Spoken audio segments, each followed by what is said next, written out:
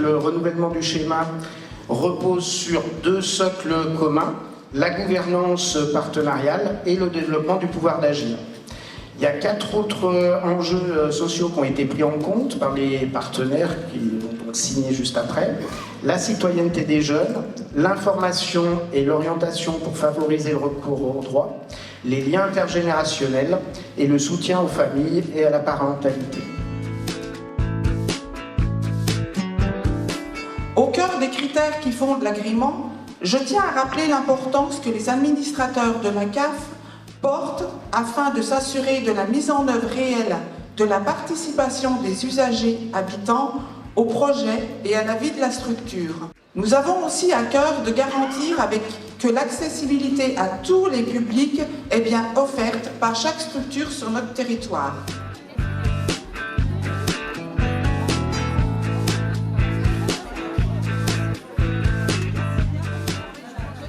Et puis, la gouvernance aussi du projet du centre social, l'animation d'un partenariat de territoire autour d'une démarche globale qui est bien sûr adaptée aux problématiques d'un territoire donné.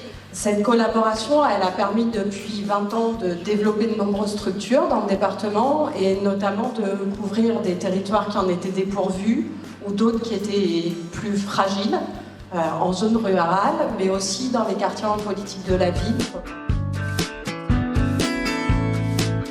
Bien entendu, il s'agit toujours de susciter leur participation en mobilisant le pouvoir d'agir de chacun. Et dans le cadre de ce schéma que nous allons signer ensemble, les orientations sont justement proposées pour renforcer le rôle des habitants.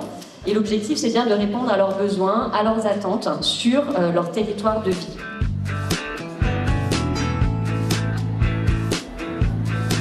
Je puis donc vous préciser que notre contribution au schéma s'articulera autour du déploiement de nouveaux dispositifs du régime agricole dédiés à l'animation de la vie sociale qui nous permettra concrètement d'expérimenter un partenariat de projet avec la Fédération départementale des centres sociaux.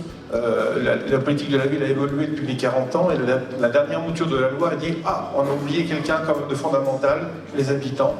Mais surtout, moi j'insiste beaucoup sur cette notion d'expertise d'usage.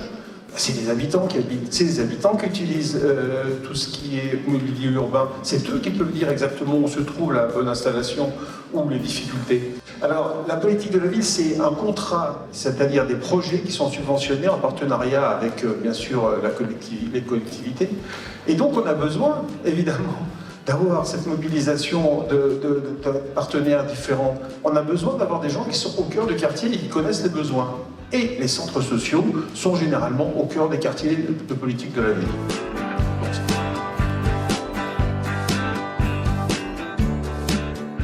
Le pouvoir d'agir, ça t'intéresse? Oh oui, grave. Dis-moi tout. Eh ben écoute, moi je te propose de devenir administrateur. Ça m'a l'air compliqué, non? Non, c'est 4 CA par an et une AG.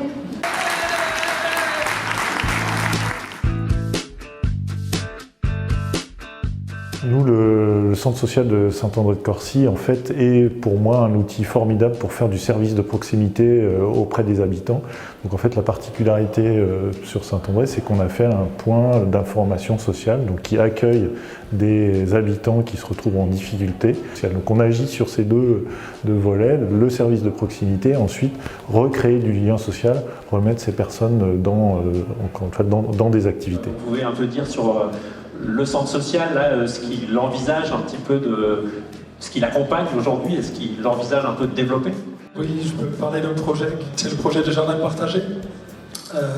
C'est vraiment, je pense, un exemple où le conseil citoyen, qui est animé par notre référent de famille, d'ailleurs, s'est manifesté en ayant fait le lien avec les habitants du quartier.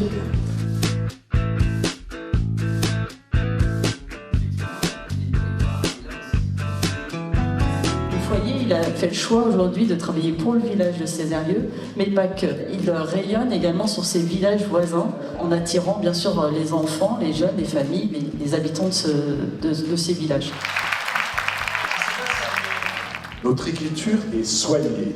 Vos écritures sont signées. Le schéma est acté. SDAVS. Tous ici ont paxé CAF, département CARSAT, FDCS, MSA, DDETS. Un cap est passé. Le schéma est lancé, bien ficelé et pensé.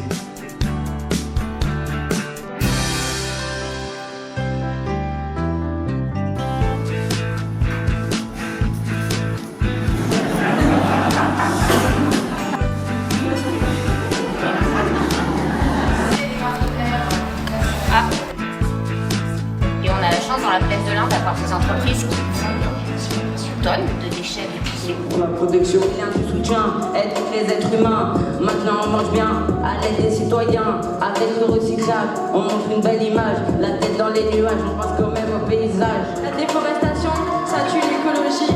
Le présent gâche la vie. Tout est gai, ça pose des biens d'avenir. Nouvelle génération, on construit notre empire. Se réassurer dans leur parentalité, venir chercher du réconfort, de l'échange, confronter leur expérience. Donc c'est comme un jeu de cette famille. Donc ce qu'il faut comme ingrédient numéro 1 en effet, c'est la famille-sens. Donc dans famille-sens, il y a un papa qui s'appelle Réunion. Donc là, Réunion, c'est bénévoles salariés du centre social qui à un moment donné se disent qu'est-ce que c'est que le carnaval en fait.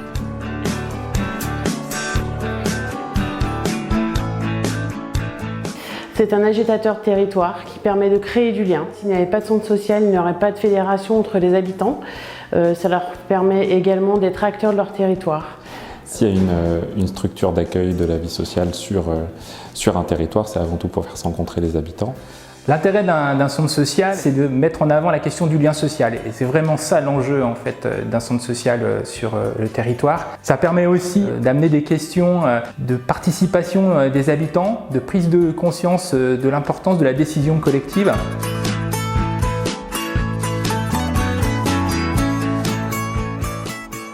On aura à cœur de mettre en place une fonction de veille, d'observation de l'ensemble des structures. Et ça va constituer un des piliers du schéma prochain et la CAF devra être le premier garant de cela.